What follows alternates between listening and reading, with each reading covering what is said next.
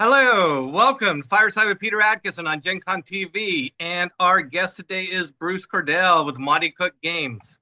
Instead of broadcasting from Chaldea Studios, we are zooming into Gen Con TV from home, respecting the whole social distancing thing as we support the war effort against the alien virus invasion. So I'm glad, I know you're doing the same thing. I'm glad you're here to join us on this. On this show, we go in search of the untold stories behind your favorite games. And this season, we are focusing on Dungeons and Dragons. And our guest today will have some great stories, I'm sure. I know because I was there for some of them. We worked together back in the glory days, third edition Wizards era. So I'm really excited to have on our show today Bruce Cordell. Thank you for joining us, Bruce. Peter, thank you so much for having me. I've been hearing a lot about this show, and I was really happy that you asked me to be on it so we can talk about some of the old times we used to have. I know, wax lyrical about the glory days. Yes, unabashedly, unashamedly, talking of reminiscing. Yes, well, it was a great time. But yeah, so this hour today is all going to be about you, Bruce. I'd like to, while we're going to get to the meat of it, is going to be that time at TSR. Oh, by the way, don't you love what this does in my hands? I got this whole virtual background. And I was told not to, no fast motions, but I can't resist.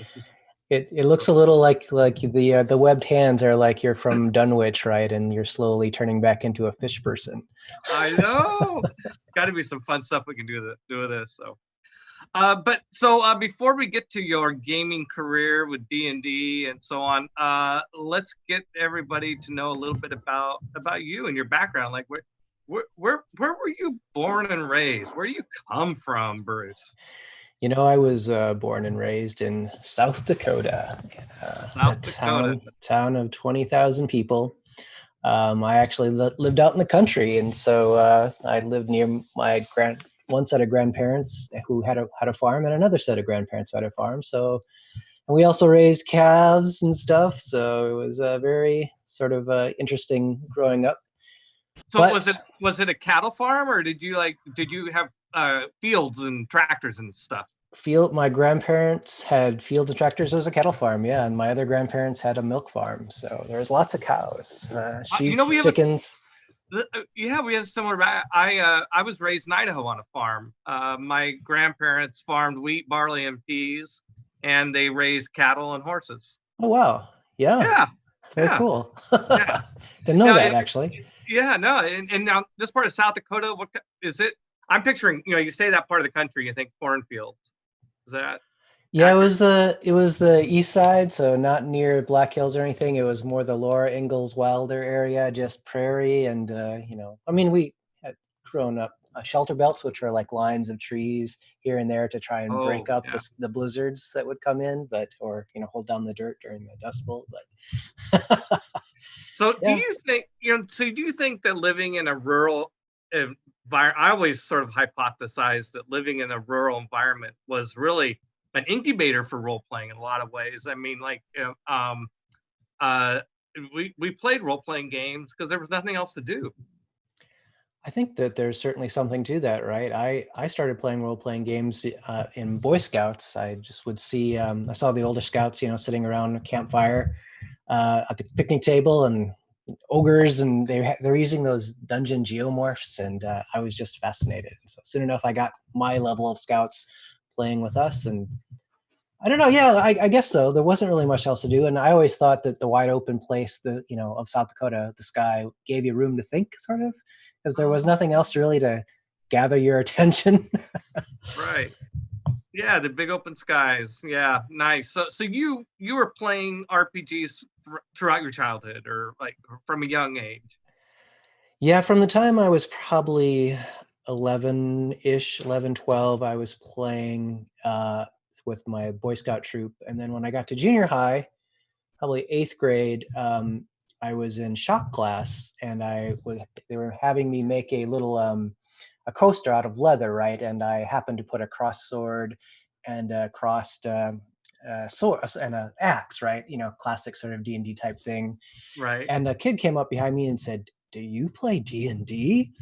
And that kid was who been a friend ever since. His name was Monte Cook, and in fact, I now work for the company that he owns. So we've been friends for a while. You know Monty for a long time. Yeah, I had a similar when I was in high school. One of my dearest friends who passed away a number of years ago, CJ. You might have met him at Wizards. Yeah, I'm sorry. Yes, CJ, and we became friends because in high school he sat behind me in Pascal computer programming class, and I was working on stats for Elder Dragons, like sitting there in school, hiding, and he's like, he was just at the right angle to look diagonally from over my right shoulder. He's like, "Is that Dungeons and Dragons stuff?" "Yeah, you play?" "Yeah, I play." "I just got he just come into town, and so yeah, I mean, it was so easy Sweet.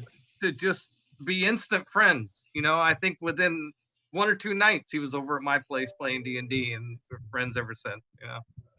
Yeah. Okay, Fantastic. so did you go to school to study Dungeons and Dragons, or I went off to Colorado actually to study biotechnology. I wanted to be a genetic engineer to slow the aging process. And I ended up getting a degree in biology and working in the biopharmaceutical company for a few years. So no D&D. You really got off track there, Bruce, I gotta say. Well, I mean, we all know this story has a happy ending.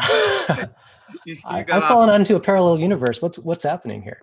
So, yeah, during that time when I was working, my friend Monty he graduated college pretty quickly. It took me like 6 years to get through, and he got a job working at Iron Crown Enterprises, and he as an editor, and he kept saying, "Hey, you should write something. You could probably get it published." And he kept at this for a couple years, and finally I said, okay, yes, maybe I can do it. Yeah, and there are probably people today who don't know about Iron Crown, although they should know about Iron Crown because it's one of the great RPG companies of the 80s. Is that fair to say? Oh, yeah. Yeah. They did Rollmaster, right? Consult Limla Subtable. Yes. I don't know. They had lots of charts. Yeah, we always called it Chart Master, I'm sure. Yeah, Rollmaster. So was that what you did writing for? I mean, they did other things too, right? I actually did Dark Space, and I did a bunch of creatures for one of their creature compendiums. So I had that publishing credit behind me, but what actually got me into actually leaving the biotech world is after I left college, I got a job working for a biopharmaceutical company in Boulder, Colorado. And I was a technician in charge of creating artificial strands of RNA, which we were using as drugs.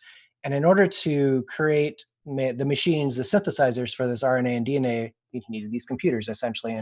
And that was the beginning of the internet in the early 90s.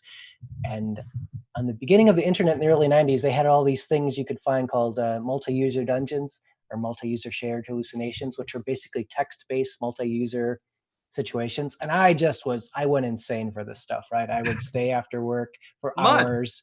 Yeah, and just mud. And I learned how to code mushes and muds. I learned at C++ just so I could do this stuff, right? And I at one point, I was known as the king of database bloat for the Elendor Middle Earth Tolkien-based mush because I was just so prolific.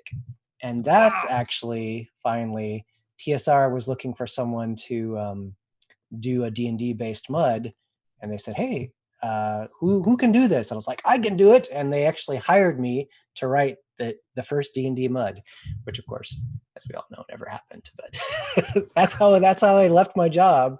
And I went out to Wisconsin and started working at TSR in 1995. Okay, well, that was my next question. How did you get from biotech to TSR? So you were active in fandom, basically, right? Doing all these muds and mushes, and so TSR was going to do a mud. When was that? What year? So they must have been looking for it. I don't know when they started, but they actually extended an offer to me in like August of 1995, and I was going to out there. guess 95 because yeah, okay. I was out there it was one of those things where I was like, I had a job, I had gone to school, gotten a degree in a certain thing, and I was working in my field, biotech. And then, of course, I was spending all my free time either playing D&D or doing muds and mushes. So Right. obviously my passion was in the fantasy realm. And when I got the offer to come out and interview, of course I said yes. But then when I got the offer itself, it was a call which went to my answering machine. But I was listening to it and I sat up in bed straight. It's like, oh, we'd like to offer you the job. It's a guy named David Wise who was working at the time who. Oh yeah, of course I remember David Wise. Yeah. Yes. And it was one of those things like, should I take this job? I mean, it was going to be for less money that I was making. I was And blah, going to blah, say, blah. I was about to ask if they gave you a nice big fat pay raise to relocation fund, all that stuff. Yeah. No. But I still had to know what it would be like to do it, right? So I accepted, and that's where I ended up. And I was like, all right, let's start working on these muds and mushes. Yes. And I don't know what happened exactly, but in my head, I always tell the story, and it's been many years now, that the president of the company at the time was like, nah, I don't know. This is kind of the internet isn't really going to take off. I don't know that that's true. This is what I tell myself, because they're like, yeah, it's not going to happen. We're not going to make the mud or mush. But this other guy just left the core D&D group. So if you want to take his office and you can start writing D&D, it's like, okay, I will do that then. Thank you. Oh my gosh, it's so funny. I before we leave the mud topic, like, did you had to have spent a bunch of time on the drive there or something thinking about how you would do a D&D mud? Like, is there something you can explain in just a couple minutes? I won't spend a lot of time on it, but like, what do you have an idea for that? Well, muds and mushes had kind of an established sort of framework. Muds, especially, you could kind of start off you could just kind of take a template and then start elaborating on it. So I was thinking probably I would do something like that, but I was kind of just curious what they were thinking. Were they going to want to put me in a world, right? Was it going to be a brand new world? I mean, they kind of were always doing brand new worlds back then.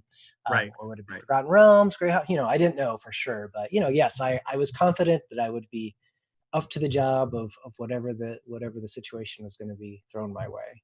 Well, fortunately, other opportunities came because you missed your big D&D mud chance there.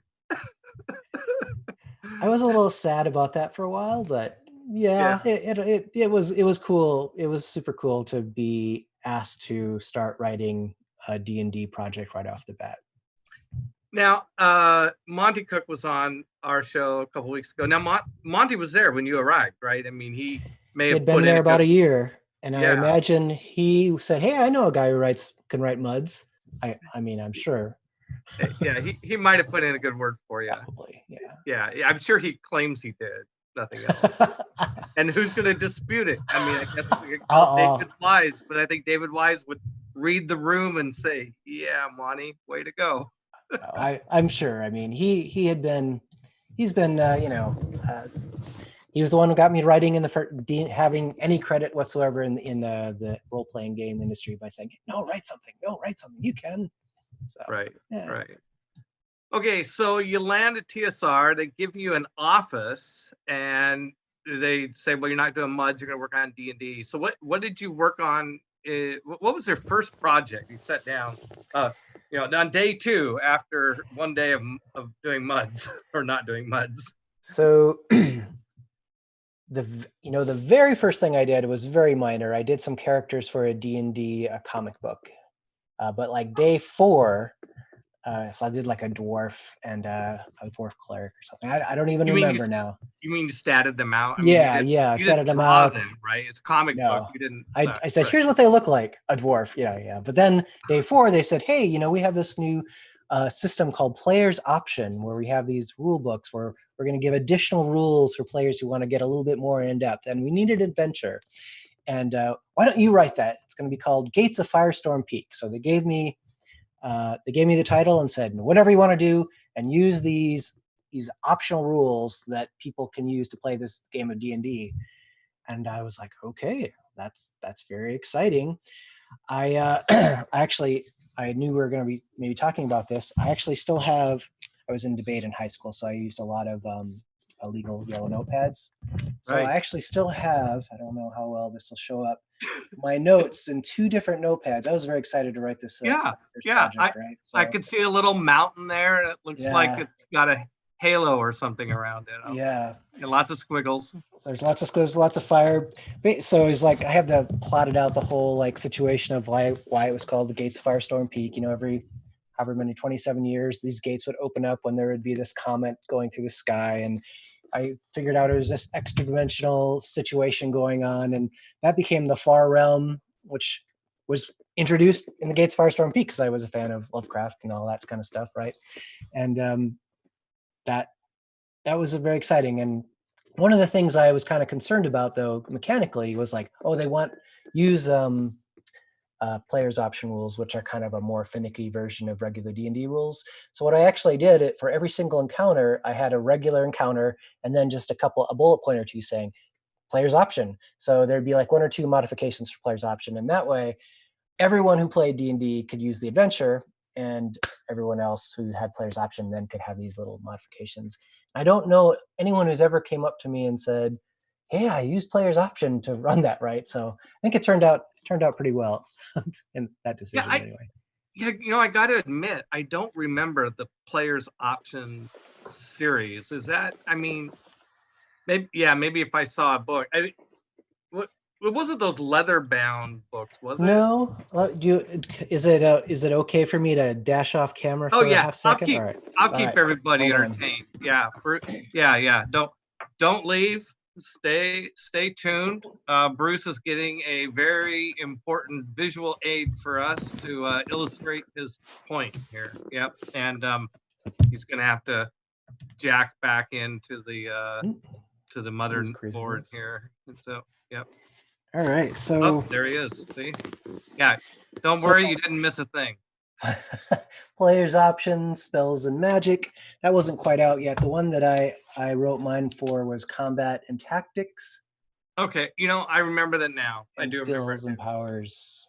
Yeah, just skills and powers was the very first one, and so I mean this is all second edition, right? Yeah, it was like to make second edition a little more fancy. I had I kind of gone down my own path. I'd started in first AD&D. I only play the odd numbered editions of D&D. So but by the time second edition came out, I had so many house rules for AD&D that really kind of fixed all the problems with AD&D anyway. That I was like, I don't need to bother with. I can't go back at this point. So yeah. Okay, so that's cool. Yeah, and then so while I was writing Gates of Firestorm Peak, at the time, the way that the schedules for writing the various projects were parceled out was very, I don't know, I guess they looked and see who had time in their schedule. And Bruce Hurd was in charge of that responsibility. And so I remember Bruce. I have to thank him because he saw that I had room in my schedule, and there was this big project coming up called Return to the Tomb of Horrors, and I was assigned to write it. Yes. At the time, glorious day. Yes, it was a glorious day. But I have to tell you, at the time, I had not yet turned over Gates of Firestorm Peak. They didn't even know I was going to make my deadline. They didn't know what the quality of my writing was going to be like. I was the guy who was going to write the Mutter Mush. Oh my gosh. I think it all turned out well. That's good because I was going to ask you. I knew that you had done Return to the Tomb of Horrors, and I was going to ask you, like, at the time that you got that, you had to have been really new to TSR, and yet this was a very high-profile project. So I was thinking you must have really wowed everybody at TSR for them to put you up where, you'd think they'd give that to somebody like Skip Williams, I don't know what happened. But it was just luck. It was just we have a hole in the schedule. Whoever did the project, give it to the new guy. He'll do it. Yeah, it's like the D&D gods kind of just reached down and said, "Bink." So. Maybe Bruce had no idea how important it was. Who knows? Or I don't know. I like to think he just saw something in me, a fresh-faced spark that was going to go on to, do well. So, thank you, Bruce. Yeah. Yeah, well, I can't imagine anybody out there watching this doesn't know, but Tomb of Horrors was a famous module that I guess Gygax did it himself, maybe back in the I think so. late 70s, early 80s, and so you got to come back and do the return. So what? Okay, so we got to talk about this for a second. First of all, Tomb of Horrors is known for just being super deadly, right? I mean, it's got the Sphere of Annihilation, I think, is one everybody remembers, and how many parties did the thief die trying to pick the trap or whatever, and ends up getting sucked in. Did that stay? I mean, did you keep the Sphere of Annihilation? So the way I do spoiler alert, I guess. All right. Say. Yeah. Yeah. So stop listening if you haven't played Return of the Tomb of Horrors yet. But the way I imagined it was 20 years after the original Tomb had first come to the light in the world of your fantasy game, right? And right. People had gone in, and there'd been this huge kind of a compound that kind of built up around it of all these necromancers who were kind of trying to study a Sararak and figure out what's happening. Okay. So I left the original Tomb kind of, you could just still play through the original Tomb because these necromancers kind of worshipped it in a way. And for some reason, it kept being reset. And of course, it all turned out that a Sararak was responsible for it all. And it was all a secret conduit, which no one had quite figured out until the present, because that whole Sphere of Annihilation, which you talk about, was the key. That if you actually could figure out how to tune it correctly, it wasn't a Sphere of Annihilation, it was a portal to the next part of the entire situation, right? Which was these Orcus's. It was a demi-plane that Orcus had created, where he had pulled an entire city out of the real world and into this demi-plane. And oh my God, you got all of that in Orcus too. Yeah. And then, so that was the middle part. And then there was the Fortress of Conclusion, which was basically this Sararak had built this nodule, which was on encrusting the negative material plane itself, right? I mean, it was just insane. It was an insane adventure, but it was fun to write. What did it say on the cover for adventurers level? What to what? The nightmare of a Sararak's tomb once more hungers for life. That's what I'm reading. Well, that's cool. So, I mean, it's a popular brand, but what's your perception of how well was it received? I mean, did it? I mean, my impression was really good, but I don't follow every single book that comes out. It won an Origins Award, which was cool at the time. So that was cool. But yeah, people have since come up to me. I mean, people I know and respect who are actually in the game industry now, I guess, came in 10 years later. So I was like, oh yeah, I read Return to the Tomb of Horrors. That was really great. I'm like, really? Oh my gosh, thank you so much for letting me know that. So yeah, no, I think people generally enjoyed it. Oh, that's great.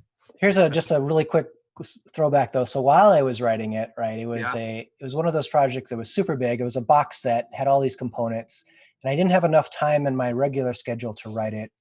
And so they actually also gave me a couple months worth of freelance during my regular job. So I was writing all the time, I guess. Right. But at one point, halfway through, maybe it was like 75% of the way through, there was a guy, I'm sure everyone knows, Jim Ward, who was kind of in the hierarchy there. And he was very important. And so I gave him the project to read over. And he's like, not deadly enough. All right, I guess I better amp it up more. And I don't know, I think that was a formative time for me, because in later years, I kind of became known as a person who writes too dangerous of adventures. So I thank Jim Ward for instilling that aesthetic in me. Well, I think with Tomb of Horrors, you did have that. Jim was probably right. Don't tell him I said that about anything he said. But yeah, he was probably right. I mean, your Tomb of Horrors is just one of those games where everybody expects it to be crazy. True enough. Okay, so what'd you do after that? It's coming off of your glorious Tomb of Horrors. Then it was just a lot of projects, right? It was like the Ilithiad. It was the 3 Illithid modules that went with that. It was the Sea Devils modules, Reverse Dungeon. I forgot that you did Sea Devils. I didn't do the source book. That was done by Skip Williams, but I did the 3 adventures associated with that, which was fun. Right. Gosh, just like lots of things. I guess I should drop. I should look at my list of credits on my No, webpage. oh no, that's okay. Let's not. We'll be But here right all around day. that time, things were kind of going. The company wasn't doing that well. Well, before we get into that, just one more Okay. question about the good times at TSR there. So who did you work with the most? I mean, who were the characters that that you would like sit and, hey, let me run this by you. See what you think, sort of. There was the entire crew. And Colin McComb was shared a wall with me, and we had a lot. They weren't open plan offices; they were kind of the cubicles, right? So they were like full up thing. But like I could yell across the wall to Colin McComb. John Pickens was shared a corner wall with me. Well, most of the other people that I spent a lot of time hanging out with were like downstairs, like Ray Valise, Michelle Carter, Monty. Bill Slavisek was down there. Right. All Keith Strom, Yeah. John Ratliff. John Ratliff was my first editor. He Right. taught me a lot of things. Good. So, Good. yeah. I mean, there's a special place in a writer's heart for a good editor. Yes. Yep. Yeah. And I had come off like the whole mush mud. I was really big into the Tolkien mush, right? So I was just my mind was filled with Tolkien facts, and John Ratliff being a Tolkien scholar, we hit it off really well as well, just for other reasons as well, for our mutual love of Tolkien. Right. Okay, so then TSR ran into some difficult straits. There was I suspect maybe about a year that you were working there where it was pretty tough, right? Yeah, it was. There's one more person I want to mention, and I work with him again now this day, which is Sean Reynolds. It's kind of a funny story. When he first showed up, he was, he still is, he shaved his head, right? But he's also wearing, I guess it turned out to be, they look like these kind of metal hand things, but I guess they turned out to be things for his, when you work and you get, I don't know, I can't remember what you call it, but Carpal tunnel. Carpal tunnel, yeah, that's what he had it. But I was like, who is this weird guy? He's kind of scary. Of course, turned out to be Sean Reynolds, but and we became friends back then. But anyway, yes. So no more stories of old TSR. Things are going poorly, and lo and behold, Wizards of the Coast. Who are these guys? Well, we know who you guys were because, of course, Magic was big at the time. And yay, thank you. By the way, I don't know if I ever said that, but. Well, it worked out really well for me too. So, yeah, it certainly was, one of the greatest privileges of my life to have had the opportunity to have gotten, to have bought you guys, moved you out to Seattle and all that stuff.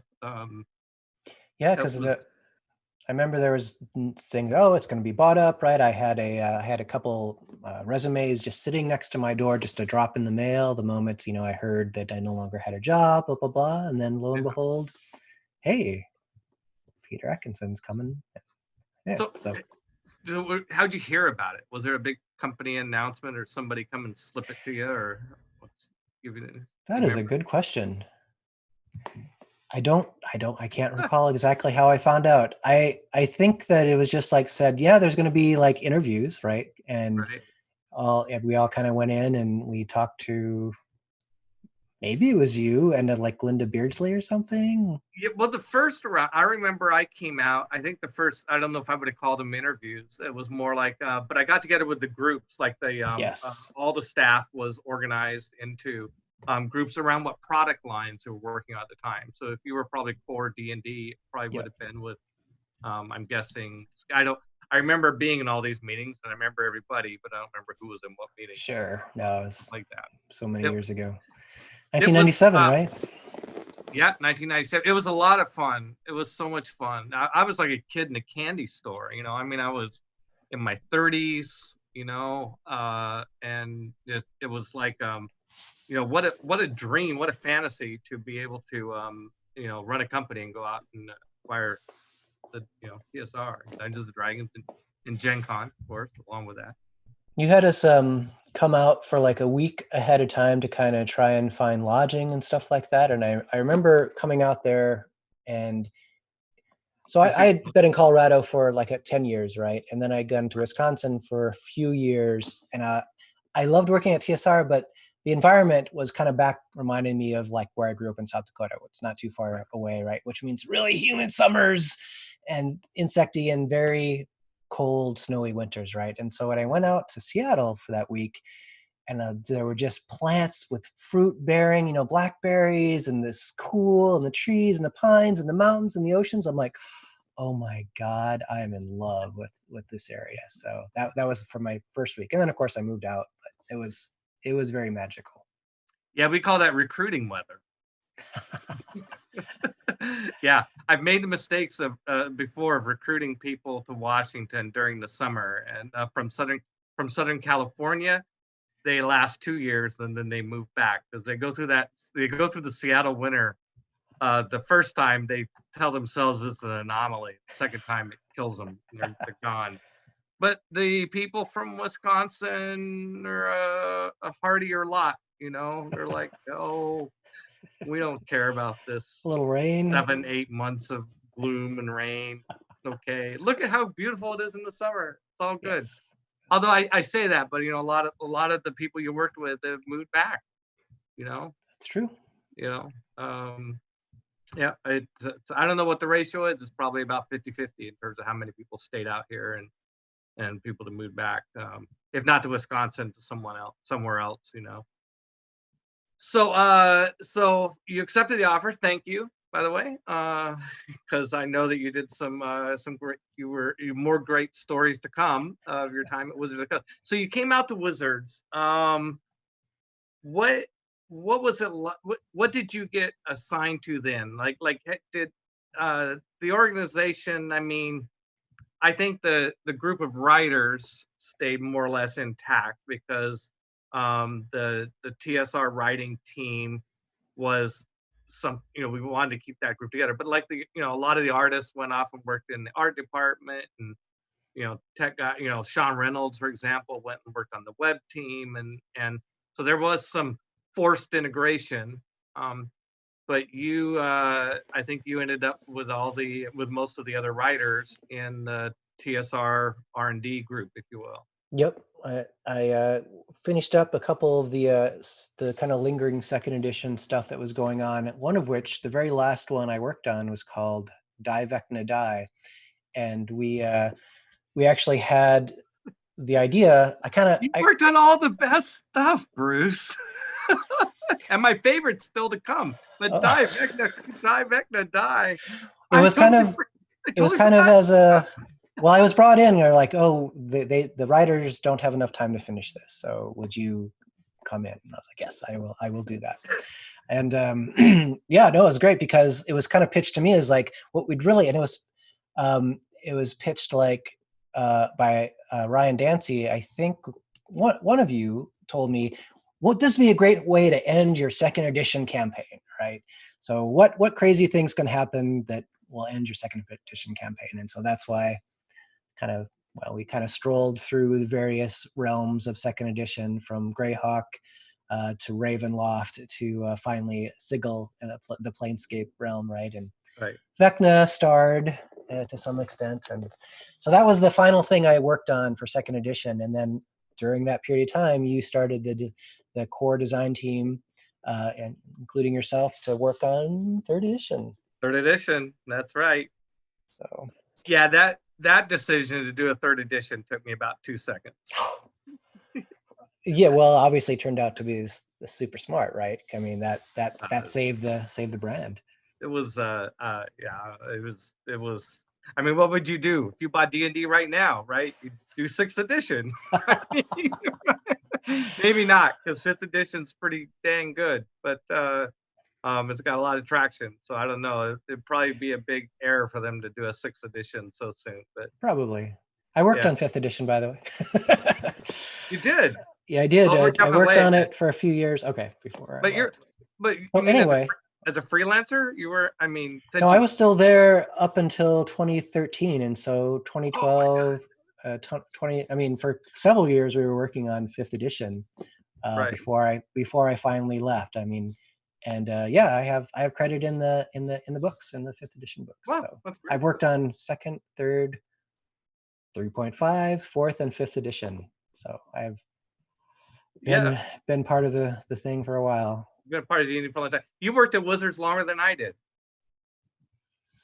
Well, yeah. I mean, if you consider TSR part of Wizards.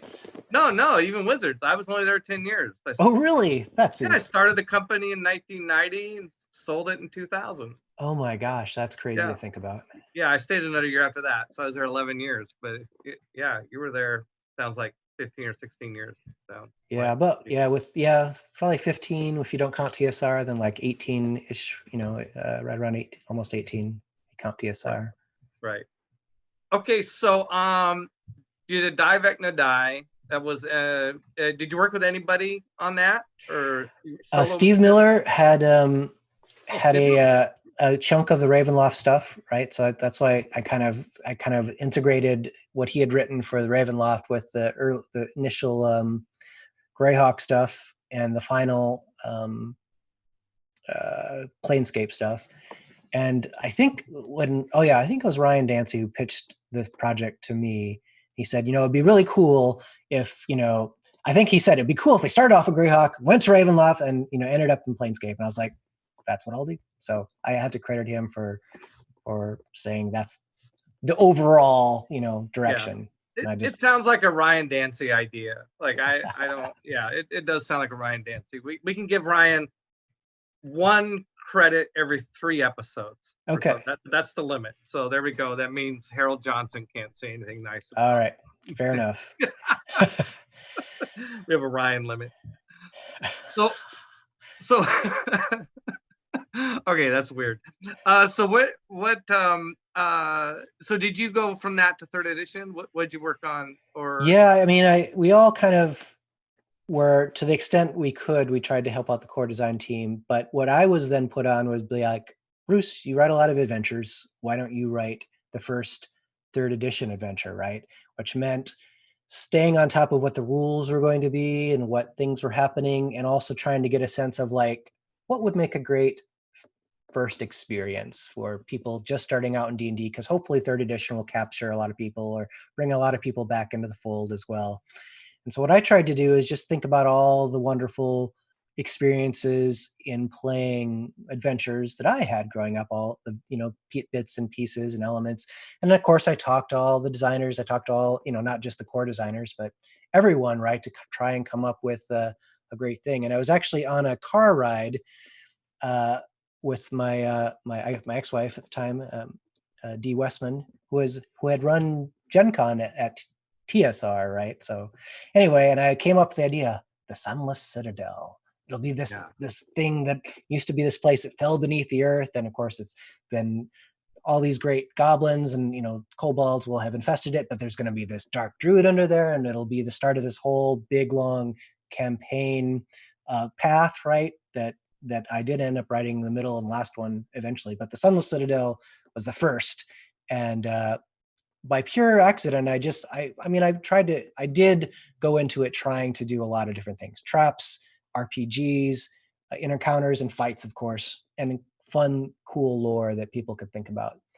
And Meepo was this kobold that I had people that just, I don't know, it was just this weird little thing where I was like, oh, there's this kobold and he lost the little dragon Wormling. Wormlings also being new to 3rd edition, right? That was a kind of thing that I could use. And right. They had lost their tribal mascot, and Meepo was the Wormling keeper, and he was crying when the PCs first meet the little guy. And apparently that really stuck with players from all across. So many people played Sunless Citadel, it being the first adventure. I have every convention I go to, someone will come up to me and go, Meepo! Meepo! So that was fun. That was my first 3rd edition project. Right. So what was it like interfacing with the 3rd edition design team? Skip and Rich and Jonathan and Monty. It was good. It was fine. I mean, I would send things to them, and usually be like, "Yay!" One time though, when I was writing Sunless Citadel, and I had this idea for this dark druid, right? And I think not too long before that, the Blair Witch Project had come out, Oh and yeah. Uh-huh. this hadn't ever actually happened in Blair Witch, but I imagined, what if those little twig things you saw, kind of like these little witch sigils sitting in the corners, kind of got up and started moving around, right? That Okay. was, and tried and kind of came after you. It was like, oh, twig whites was my idea for these creatures. I was like, all right, twig whites, that'll be great. And Jonathan Tweak came to my desk and said, third edition is going to be new to a lot of people, and we have the concept of whites. And whites are are undead. And these twig whites are not undead. And I think it'll be really confusing to people. So I really would rather you don't have twig whites in this adventure. I'm like, oh, okay. So I sat there for a second and I said, how about twig blights? Blights being something that are more plant-like. It's a better name, Right. Still an adventure, better name. I'm like, thanks, Jonathan. You improved that by asking me not to put it in there. So, so yeah, I think of all the third edition core designers, Jonathan is the one I had the most interaction with, because I was also working. I don't know how much longer after that I was working on the Psionics rules for third edition. I just want to say, so Derek, our producer, is on the chat, and he said he had a lot of fun with Meeple. And Thanks, so, Derek. yeah, see, there you go. Somebody's popping in right now and saying, yeah, Meeple. Yay. Still. That was 2000, right? Right-ish? Right around there? 2000, 2001? I don't know. I mean, third edition came out in 2000, so that sounds about right. Or 99. Was it 99? Oh, jeez. Yeah, I think I think for a long time I thought it was 99, and somebody said no, it was 2000, and I was really disappointed. But it makes more sense that it might have taken us 3 years instead of 2 to get it out. And yeah. So yes, I meant Monte Cook, or somebody going by the name Monte Cook saying 2000. So that might be Monty, since there's Monte Cook Games and Monte Cook. So that Monte Cook Games. Yeah, there we go. Hey, Monte Cook, or derivations of the word Monte Cook, are making up half of our audience here. All right. Well, I better not say anything bad like I was planning about, No. Oh, okay. So I mentioned earlier, we haven't even gotten to my favorite thing that you worked on, but you just mentioned it, the Psionics. Oh, right. Third edition. Yes. This is actually this is one of my favorite moments of you and me, is that I love Psionics. I always thought Psionics was a great part of D&D. Clear back in AD&D. Every time everybody rolled up a character, okay, roll the percentile dice, see if you have Psionics. Every once in a while, not very often, every once in a while, somebody would roll it. Oh, you got Psionics, and there's a moment of rejoicing, and yes. and then the character dies, or whatever. But so you were always a fan of Psionics too, and I was. It was just one of those things, right? I had many characters growing up that had psionics, or I would let players have psionics of their own. And for whatever reason, I guess, because I wrote the Ilithiad at TSR, and those creatures had psionics, and I had I'd come up with a rule modification or two to make psionics work a little easier, I thought, for my purposes in the Ilithiad, and also the 3 adventures that went after that. And so I guess someone, whoever was, maybe it was Bill, had remembered that, and they said, "Hey, Bruce, you do psionics. You want to do the psionics handbook?" I'm like, yes, I do want to do the psionics handbook. I love psionics. So that's how that happened. And I was going to say, I was kind of going back and forth with Jonathan about various rules. And I was like, well, it should work this way, and it should be PowerPoints, blah, blah, blah. And I don't even remember now what it was. He said, I don't know about this rule, blah, blah, blah. And I go, but the kids love it. And I don't know why I said that. And I don't know in what sense, but he just goes, all right, whatever, do it that way then. You said the kids loved it, but I said the kids love it. You were just making it up. I was just making it up because there was no data. I was arguing facetiously. Yeah, that's funny. That's funny. But I like then working with we came out with the Sonic's Handbook, and it turns out there were probably some issues with it. But hey, then we came out with the expanded Sonic's Handbook, and all was. Did you write that too? I was the lead designer on that, and we had a couple other people working with me on it. I wrote the vast bulk of it, but this was when we first started to put in developers, and I really credit the work of the developers on that to improve that book. And God, am I going to be able to come up with their names? I think Andrew Fitch was one, and Mike Danae was the other. Yes. Okay. Yeah, those guys did a great job helping. So and we came out with a great book. Well, Andrew's a really sharp guy. I didn't know Mike that well, but I gamed a lot with Andrew Finch, and he was one of the few people that was at Wizards before and did and interface a lot after with the TSR, with the TSR crowd. So that was definitely good. Yeah. Well, good job on Sonics. I used the Sonics Handbook quite a bit during my 3rd edition days there. So nice. Yeah, good job. Sonics really was something that divided the external fan community, a lot. There was only there was a smaller percentage of people who would use Sonics, and those people didn't have a problem with saying what they thought in no uncertain terms on the electronic boards, and that was kind of a wake-up call for me to kind of early, like, oh my gosh, people are saying bad things about me online. Oh my God, Bruce, you've figured that out now, right? Well, this was my first experience with that.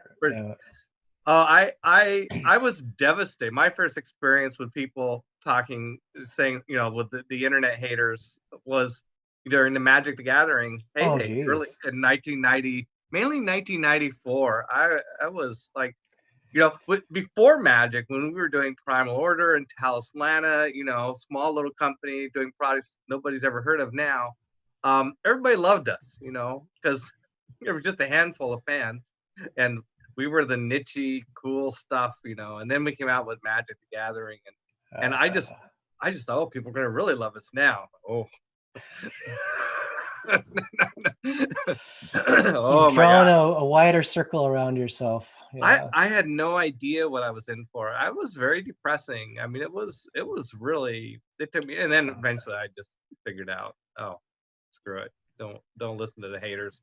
It's just the 99% of the people who aren't out there saying all this crap, they're just fine with it. They're okay. They're having a good. You go to conventions where you get the love. You don't get the love on the online, right? You go on the internet, you get the hate. You go to conventions, you get the love.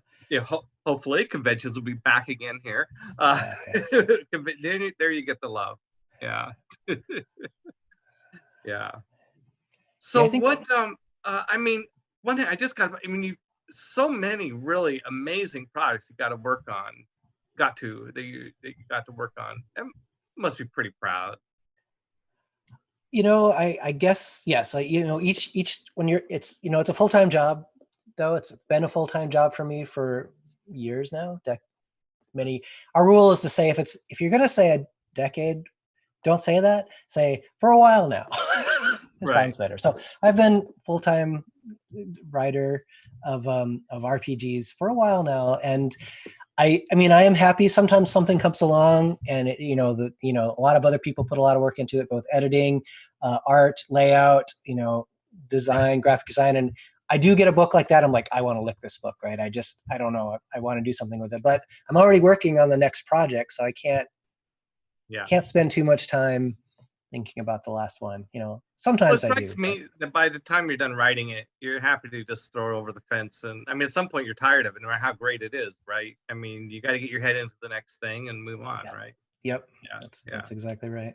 Well, we only have about 10 minutes left, so we got to cover the next 15 years here. Okay. Well, I'll tell you what, I'll make it easy. We can just skip 4th edition.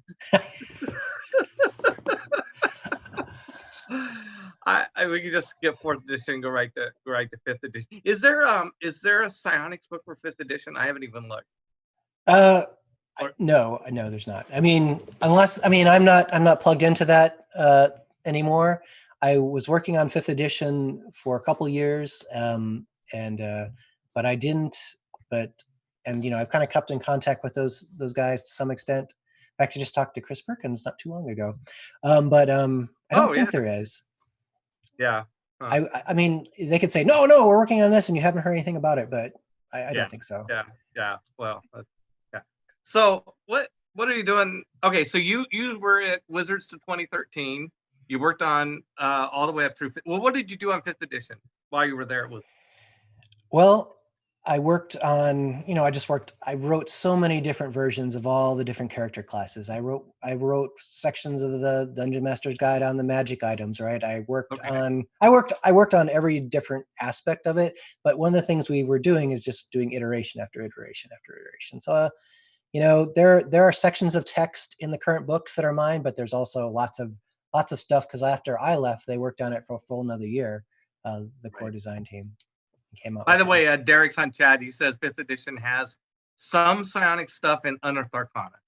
Oh, thanks, Derek. Interesting. I'll have to check it out. Right. I just started playing 5th edition pretty recently. Well, I mean, I guess it's been at least a year, but the rate that we play games these days is different than it was when we were in college. We don't play every single day at lunch, right? Yeah. I mean, the PC group I've been DMing the most just got to 6th level. So, we're still a long ways from really knowing everything that's in 5th edition. So, well, it turns out I've been through my current company, MCG, we've been working on 5th edition again, or at least 5e related material. Are you working on the 5th edition Tolis? So this thing, I don't think it's been released. But I think it's going to. I mean, we have the pre-press copies of Arcana of the Ancients, so that's a 5e compatible book has an adventure, several adventures, and it has creatures and ciphers and devices and science fantasy smorgasbord for your 5th edition game. So yeah, it's kind of been weird now to get back into 5th edition after kind of leaving it behind since 2013. So did you write this book? Is that why you're so proud of it? I wrote part of it. I wrote half of it.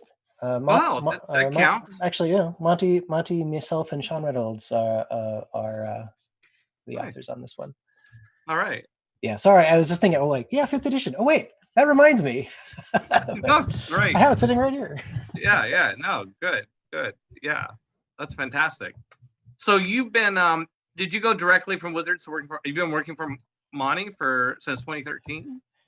So the way that happened was, while I was still back in the early 2000s after 3rd edition, Wizards had a book department, right? And they had a very successful Forgotten Realms and all this stuff, right? And I had always wanted to write novels. And so I would go and say, I can write a novel. Let me try and write a novel, blah, blah, blah.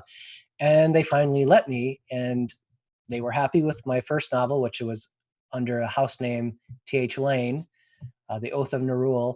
So then I got to use my own name, and they put me into Forgotten Realms, and I wrote, all said and done, 8 Forgotten Realms novels and that other Oath of Nerul. So 9 novels for the TSR department. And I really loved it, right? Because it was something I could kind of do on my side. It was my own baby. Even if I was writing in a shared world, it was still my characters, my story, my plot. Right. And right around towards the end of 2010, 2011, 2012, the whole TSR lost its book publication department, and books were going through that whole time where like, oh, it's all ebooks and blah blah blah, and they were falling off a cliff. And I really wanted to write another novel, so I essentially set in my head, when I wanted to like write a novel, and 5th edition was going along well. I was like, well, I'm going to write a science fiction novel. That's right. That's something I've never done, and TSR won't care if I write a science fiction novel. And ultimately, I was like, I'm going to leave Wizards and write a science fiction novel. It's going to be great. But I told a person whose name has come up a few times, my friend Monte, the story of what the novel was going to be about, and he said, "Hey, we could write a game based on this." And that's why they hired me to just a few weeks later to come on board, and we started working on The Strange, which became a game line at MCG. So that's how I made the transition over to Monte Cook Games. Another just great opportunity, kind of random in a way. You're really charmed. You're not just charming. You are charmed. Oh my gosh! You're That's turning my head. It's I guess so. In a way, now that you say it that way, yeah. No, I've had a lot of good things come my way in my life, and I'm very grateful. That's fabulous. So, are you working on the new big Tolis 5th edition release? So we had that Kickstarter ended here a few weeks ago. Yep, It's going to open up on BackerKit, but we're not going to begin design on that for at least main design for probably a few weeks, if not a little bit longer. But yes, we're already figuring out who amongst the design team will be working on what, and it's very exciting. It was very exciting to kind of reach back, because Talos was before Talos there was Premal, which was a kind of a proto 3rd edition campaign, and then when Talos came out, that was a very 3rd edition campaign, and I had 4 different characters throughout the course of Talos. So it's kind of fun to like think back about all those great times, all those great adventures. Right. Hey, we're getting close to the end. I would just shout out to chat. Thanks for all the running dialogue. If anybody has any questions for Bruce, feel free to get him in quickly. This one back quickly. Wow. I have sort of a touchy-feely question to ask you. Like, thinking back about your time, all the time working at Wizards, the 3rd edition era, the acquisition, it was really heady days. What do you take with you from that? Like, when you look back on that, on your whole career working with D&D and Monte Cook? I guess what I would take from it is just all the great people that I've met and worked with and learned from, right? All the interactions I had over the years and the friendships that I've built and maintained, right? And even to this moment, right? This opportunity to hang out and talk with you, right? And it's because of all that. So yeah, that's just, I guess, the friendships. Yeah, I would say the same. I think those friendships, and I gotta say, it was so much fun when the TSR gang moved out to Seattle. Because it was a shock for you, but it was a shock for us too. I mean, but everybody wanted to make it work. Everybody. You guys bent over backwards, right? I mean, we got this huge new building, and we were an old QTEP factory essentially in Lake Geneva. So the building was just like fresh and new, and everything was nice, and we got 401ks, and I think there was a lot in both groups. There was a lot of pride of suddenly being allied with the other group, right? People are like, all the Magic. Everybody worked on Magic. Fans of D&D, right?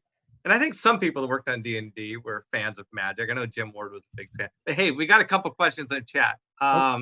Let's see. We have Garth Mindfeather. I have a question for you. That's a great name. I missed the beginning of the story. Retreads things already talked about. How old or how did you get into the Lovecraft mythos, Bruce? And which seemed to have inspired your work? Yeah. So yeah, the Far Realm was very Lovecraft inspired, right? Which was in the Gates of Firestorm Peak. I guess I just read a lot. And my group of friends, one of the things we read and probably talked about was a lot of Lovecraft. I have all the old Lovecraft novels, which were had this creepy art on it by too many names. I'm trying to reach back. He was a very famous fantasy artist back in the 80s. Michael Whelan did some Lovecraft covers, and they were just super good, and also did a bunch of Elric and stuff like that, of course. But it was just kind of part of the mindset in the 80s. You were fine. You were a fan of it. And I just read it all and just loved the creepiness of it. Right. And then Fexter, right? Bruce. Sorry, hold When on. will I there thought be? You get a thought phone I call. You got to go. You got. that was my dog's pain pill. Okay. I thought I Well, turned off we- my. we're almost up. We're almost done. Let me do this one question. And okay, so Fexter asked Bruce, when will there be the Strange campaign mastered by you? Oh well, the Strange is the game system we were talking about when Right. I've actually, I'm not sure what that question means exactly, but I have run many games of the Strange. We were I just think Fexter wants you to get online now and run a game. run a game for him. All right, give me him or 5 her. and I will, put Them. something together. Yeah. All right. Okay. Well, our time is up, Bruce. Thank you so much for joining us today, and it was really fun to have you on the show. Thank you so much as well. It's been super fun to talk about all this stuff and kind of reach back and hang out and remember it all. Thank you. Yes. All right. Okay. That wraps another episode of Fireside with Peter Adkison. Thank you to our guest, Bruce Cordell, our studio manager, Marcus Mays, our streaming manager, Lauren Bond, our producer, Derek Guter, and thanks to Gen Con TV for streaming us. Our guest next week will be Harold Johnson, one of the legendary he's even older than Bruce Cordell. He's been around TSR for a very long time. I can't wait to have him on the show. That'll be next week, but between now and then, we have other opportunities for you to enjoy Gen Con TV. Tonight, 6:30 p.m. here, at Pacific time, Seattle time. The Westgate Irregulars, local authors playing RPGs in their worlds of fiction. Friday, 11 a.m., we have Table Takes, our industry news from the week from Gen Con. Friday, 6 p.m., Game Night with Gen Con. Monday, 6 p.m., board games with the brothers Murph. Wednesday, 9 a.m., minis with the Murphs also. You can get a lot of Murphing going on here. And then next Wednesday at 11 a.m., we have a new program called This Game Gets Dicey, which is, Mark tried to explain to me. I didn't quite understand it, but I think it's a UK, US guys, gals playing board games. I'll watch it next week. I'll know more about it. And then Wednesday, 4 p.m. next week, Fireside returns with guest Harold Johnson.